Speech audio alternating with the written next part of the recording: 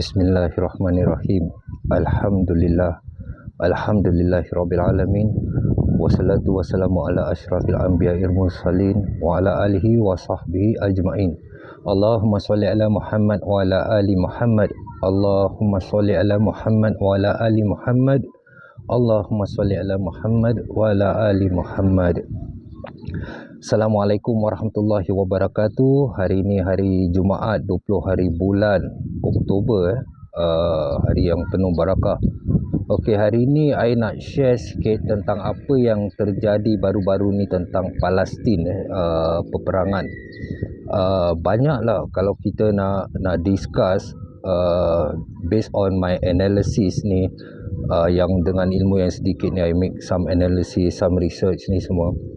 Jadi kesimpulan dia tentang Palestin ni, ini kita tidak perlu ragukan, kerana Allah Subhanahu Wa Taala sudah berjanji bahawa kita akan menang, umat Islam akan menang.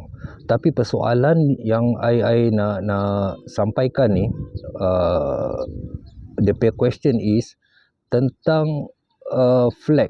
Okey, kita minta berdoa, memohon pertolongan daripada Allah Subhanahu Wa Taala untuk kirimkan bantuan pertolongan untuk umat Islam, especially di Palestin, untuk berperang. Okey, yang pertama, poin pertama yang I nak sampaikan ni tentang kota Palestin, especially Baitul Maqdis,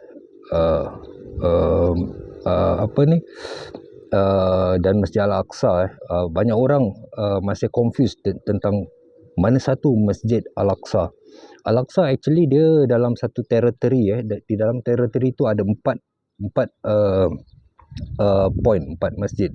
Salah satu yang kita biasa nampak dekat YouTube ataupun di Facebook, di mana-mana social media yang warna kuning itu sebenarnya bukan Masjid Al-Aqsa. Al-Aqsa masjid dia punya dome, dia punya kubah tu warna macam abu-abu, warna kelabu gelap.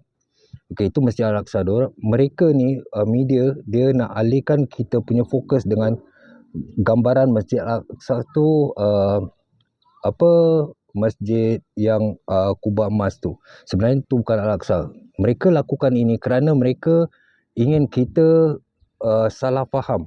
Jadi mereka boleh fokuskan dengan Masjid Al-Aqsa yang sebenar untuk menjalankan projek mereka untuk membangunkan tempel ketiga untuk apa yang kaum Yahudi harapkan untuk persiapan kedatangan Dajjal. Okey, tentang Dajjal insya-Allah when I have time nanti I akan share sedikit sebanyak. But I assume semua dah tahulah, umat Islam ni I can guarantee 90% umat Islam dah tahu tanda-tanda kedatangan Dajjal. Okay, itu yang pertama. Jadi bila kita kata tempat kiblat pertama kita adalah di mana? Di Palestin. Okey, jadi itu sebelum Allah memerintahkan Rasulullah sallallahu alaihi wasallam untuk mengalihkan kiblat ke Mekah. Jadi for me personally, umat Islam ni kita punya kota sebenarnya di Palestin.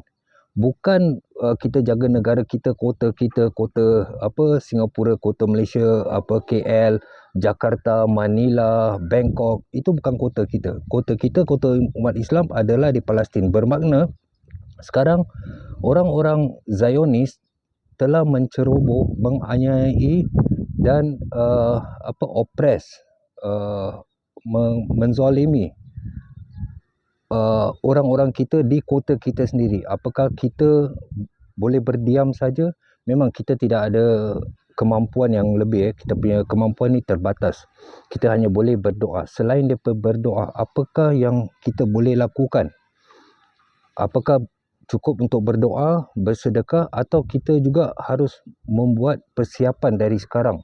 Walaupun kita dalam situasi negara-negara yang kita boleh kata relax, belum lagi ada masalah peperangan, ini juga apabila tercetusnya peperangan World War III, dia akan efek Asia juga.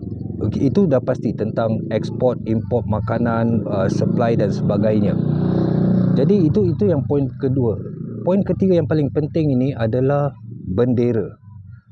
Kita minta pertolongan daripada Allah Subhanahu Wa Taala untuk membantu kita, tapi kita membawa bendera bukan bendera yang Rasulullah, para sahabat atau Allah sarankan atau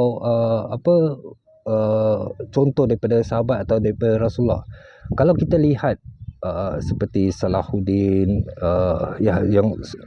pahlawan-pahlawan Islam dulu, adakah mereka bawa bendera negara mereka ataupun bendera apa yang mereka bawa, yang mereka kibarkan untuk berjuang? Apakah bendera seperti bendera Singapura, Indonesia, Malaysia ataupun apa saja? So the point is, kita minta Allah, bantuan daripada Allah, kita mohon, tapi kita bawa bendera. Bendera tu satu lambang yang kita perjuangkan. Kalau kita tunjuk lambang Singapura, kita perjuangkan untuk Singapura, tapi sebenarnya kita perjuangkan agama kita. Jadi bendera Palestin tu kita harus tahu sumber dia daripada mana, siapakah pencipta dia, tahun berapakah bendera itu didesign dan dinaikkan daripada PBB ataupun United Nation. Itu semua daripada British punya plan tahun 45. Jadi we have to understand, apabila kita bawa bendera yang didesign oleh orang yang bukan Muslim atau tidak ada unsur-unsur keislaman, kita bring up the flag of ini contoh, kita bawa flag Palestin, itu tidak menunjukkan kita support agama kita, orang umat Islam yang diopres di Palestin, tapi kita hanya memperjuangkan negara itu. So tapi ini macam gini, I tak tahu macam mana nak explain. I mean, kalau kita lihat sekali lagi, saya bekerja, saya sekolah di satu sekolah nama, just say like Gan Eng Seng Secondary, tapi saya minta bantuan daripada Gan Eng Seng untuk memberi saya ilmu, kekuatan, everything untuk saya berperan, tapi saya bawa bendera daripada sekolah lain. Itu seperti something not right, something tak betul. Atau saya militer, Singapore military dulu, tapi saya bawa bendera Indonesia ataupun bendera Malaysia ataupun bendera negara luar lah untuk berperang. Apakah itu betul atau salah? Tapi saya minta bantuan semua dari Singapura. Jadi bermakna bendera yang sebenarnya yang orang-orang Palestin harus bawa adalah kalimah la ilaha illallah. Itu bendera sebenar yang kita bukan hanya menegakkan rakyat Palestin, tapi umat Islam yang dianiayai oleh kaum Zionis. Jadi based on my analysis, ini bukan kita doa kerana tanda-tanda semua dah banyak, analisis pun dah banyak keluar, dan ini bukan hanya sumber daripada orang Islam, bukan daripada profesor Islam, tapi daripada Kristian dan juga daripada Rabbi Yahudi Orthodox. Ini tiga-tiga agama Islam, Kristian dan Yahudi, tiga-tiga sedang berbincang tentang perang dunia ketiga, tentang Armageddon, iaitu perang saudara, perang agama yang akan tercetus tidak lama lagi. Prediction, ada yang kata dalam masa beberapa minggu, ada yang katakan dalam tidak sampai end of tahun ini, ada juga kata awal tahun depan. Jadi ini semua prediction, kita tidak ada ilmu yang kita boleh predict benda ni akan terjadi bila-bila. Ini cuma perkiraan manusia. Tapi apa yang kita harus lakukan, kita harus membuat persiapan. Sekarang persoalannya, berapa ramai di antara kita umat Islam benar-benar dah buat persiapan untuk ini? Apakah kita masih khawatir dengan dunia, dengan harta dunia, dengan tempat tinggal kita, dengan kereta kita, pekerjaan, duit dalam bank dan sebagainya? Apakah kita masih nak fokus tentang itu, atau kita fokus untuk mempersiapkan diri kita dengan iman, dengan semua bekalan dunia dan akhirat? Dunia maksud for me persiapan dunia ni untuk mendapatkan ilmu untuk bekalan akhirat dan persiapan untuk peperangan. Ini bukan I nak promote violence, tapi kita harus menegakkan kebenaran dan menegakkan Islam.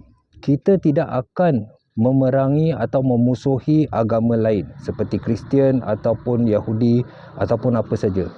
Mereka itu dah tertulis di dalam surah Al-Kafirun. Agamamu adalah agamamu, agama kami adalah agama kami. Tapi orang-orang yang bukan Muslim ini, orang-orang kafir ini, jika mereka ingin menjatuhkan Islam, memerangi Islam, menganiaya orang Islam atau menyesatkan orang Islam, orang itulah yang kita harus berhadapan. Tapi kalau orang Kristian, orang Yahudi yang tidak mengganggu umat Islam, kita tidak perlu bermusuhan dengan mereka atau memprovok mereka. Tapi orang-orang yang cari pasal dengan orang Muslim. Okay.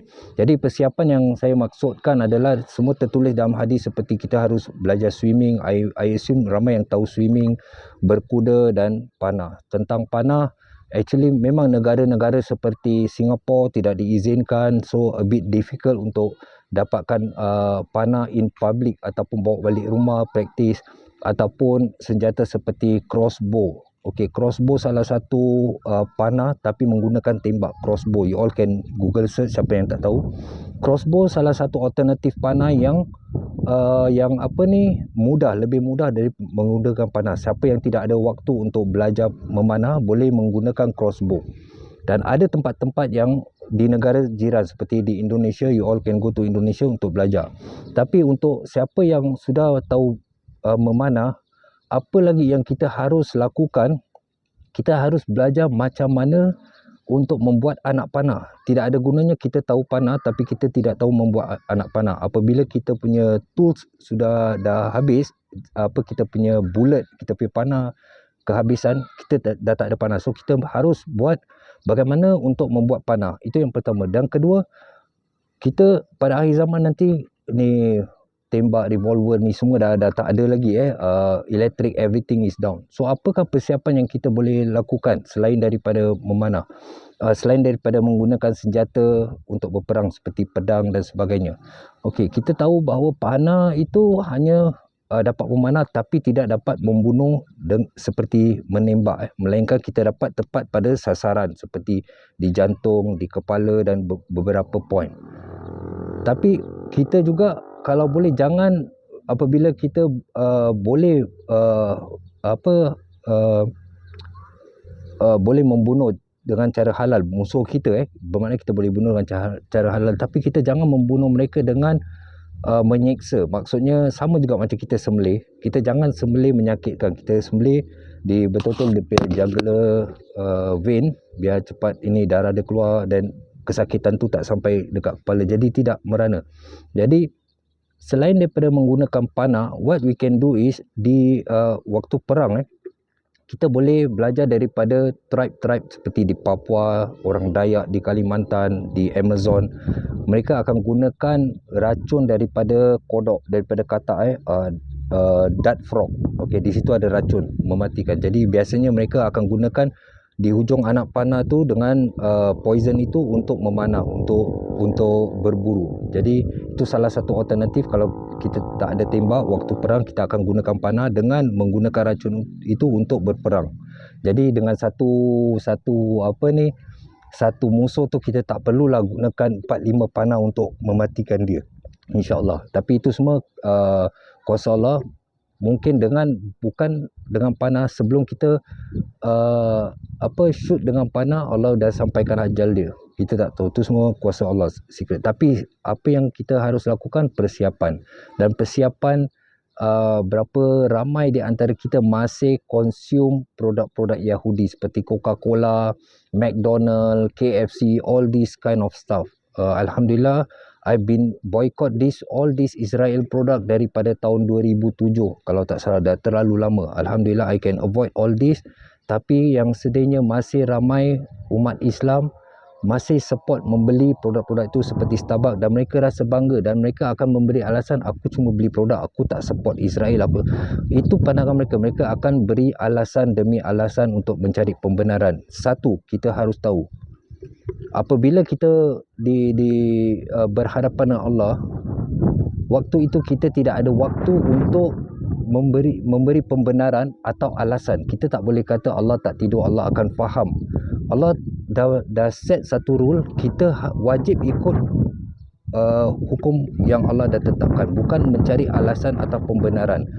Apabila di akhirat nanti mulut kita dah terkunci, yang akan berbicara bukan mulut kita. Jadi bila kita nak kasih pembenaran atau penjelasan, tidak ada alasan penjelasan yang Allah akan dengar dari kita.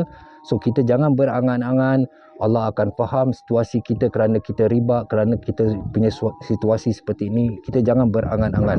Allah dah set dia punya law, hukum syariah, kita harus taat dengan perintah yang Allah tetapkan dan juga perintah dan sunnah Rasulullah sallallahu alaihi wasallam. Semoga kita berjaya dunia akhirat. Assalamualaikum warahmatullahi wabarakatuh.